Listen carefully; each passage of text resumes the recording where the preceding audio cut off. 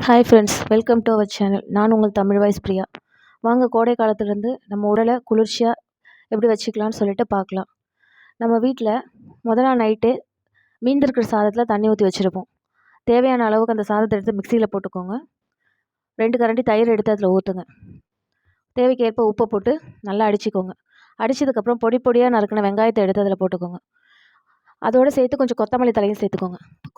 இந்த கொத்தமல்லி தழை எதுக்குன்னு பார்த்தீங்கன்னா, நம்ம வெங்காயத்தை சாப்பிடும்போது வாயிலிருந்து ஸ்மெல் வராமல் இருக்கிறதுக்காக இந்த கொத்தமல்லி தழை இந்த வாசத்தை போக்கும்.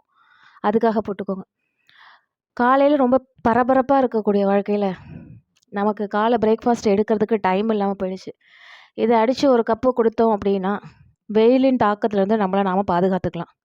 ஹைட்ரேஷனாக வச்சுக்கிறது எப்படின்றதுக்கு இந்த நீராகாரம் நமக்கு உதவி செய்யும்.